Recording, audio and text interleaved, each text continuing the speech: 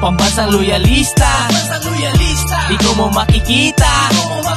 Pambansang loyalista, dito makikita ang totoong balita. 1, 2, 3, Pambansang loyalista, ito ang the best.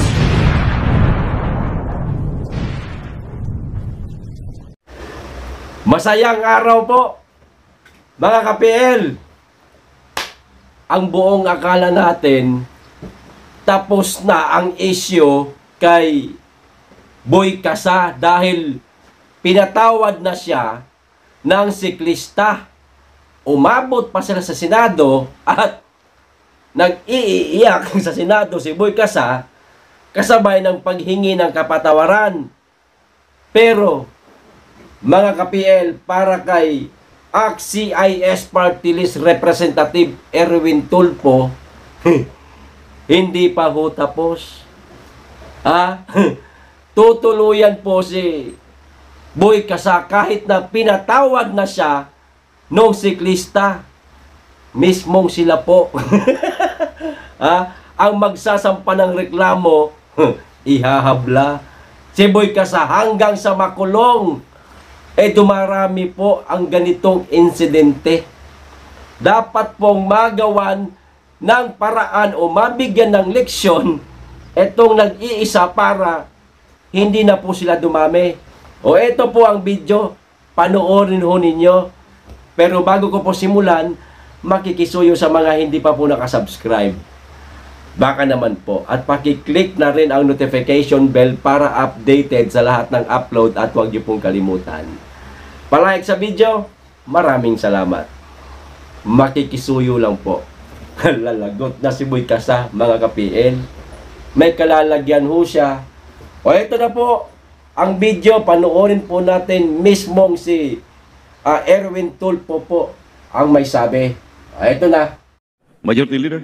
Mr. Speaker, we move to recognize Representative Erwin T. Tulfo from the party list ACT-CIS to avail of the privilege hour. The gentleman from ACT-CIS party list, the Honorable Representative Erwin Tulfo, is hereby recognized to avail of the privilege hour.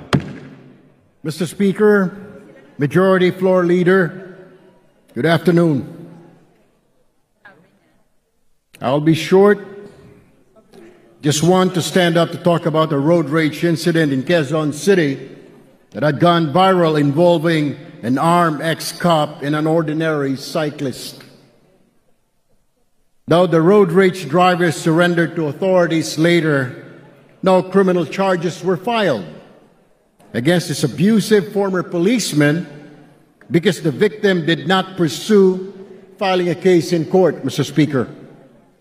Reports said the suspect and the victim reached an agreement or settlement at the police station, and perhaps the poor cyclist was also concerned for his personal safety and security, that of his family if he filed charges against the ex-cop.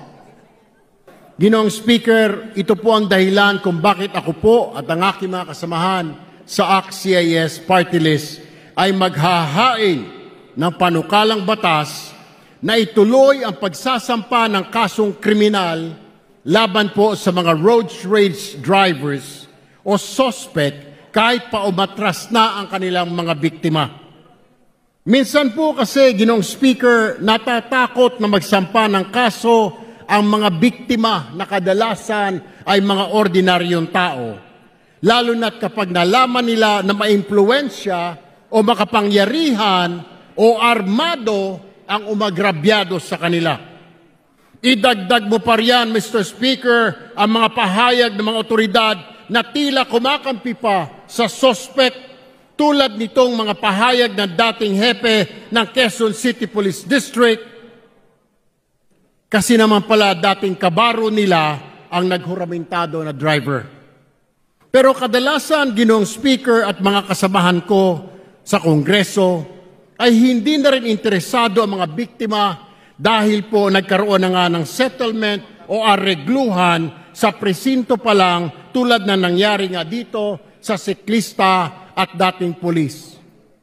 Mr. Speaker, we have to put an end on this culture of impunity wherein the powerful and the influentials go scot-free in this country. We must never allow armed bullies to terrorize the weak and the helpless in our four corners of this nation, where they be rebels, terrorists, and worse, people in authority. At pag ganito po na ganito lagi ang senaryo, paulit-ulit po ang road rage incidents sa ating bayan. Dahil iisipin ng mga salot sa lipunan, idadaan na lamang lagi sa areglo at paghingi ng paumanhin sa kanilang mga nabiktima kapag nabidyohan na o nag-viral ang kanilang video. No more, Mr. Speaker. Enough is enough. Road rage drivers should be held responsible for the anxiety, trauma, or fear he may have caused on his victim or victims and disturbance of peace and traffic in the place of incident, even if nobody was hurt or loss of life. Mr. Speaker, the government should take care or take over in filing criminal cases against these menaces in our society, even if their victims show no more interest in attaining justice. Thank you very much, Mr. Speaker. Madam Majority Leader. Ayan, tama nga naman. Kasi paulit-ulit na lamang po ang pangyayari. May maargabyado sa kalsada, mababatukan, masuntok, matadyakan itong mga pobreng mga kababayan natin, itong mga mayayabang na mga diarmas na may mga sasakyan.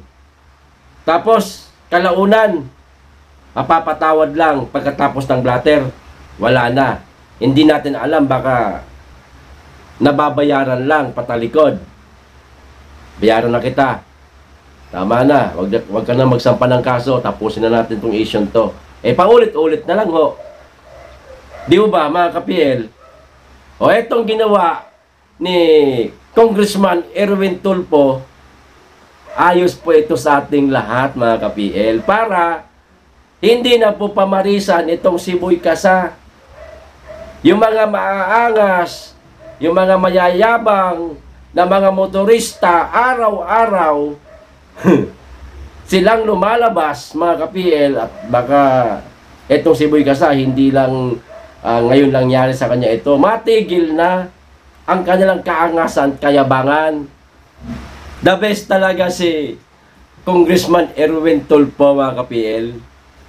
Nakatingin po sa mga pobreng mga kababayan natin, lalo't lalo na itong mga naaapi. Matulungin sa kapwa. Diba? May mga kongresista bang nag-ingay katulad niya dito sa nangyaring road rage o kay Boy Casa? Wala. Siya lang ho mga kapiel ang nakipaglaban, ang gustong ipakulong si Boy Casa. O ngayon himas rehas na si Boy Casa. Ha? Katapusan niya na.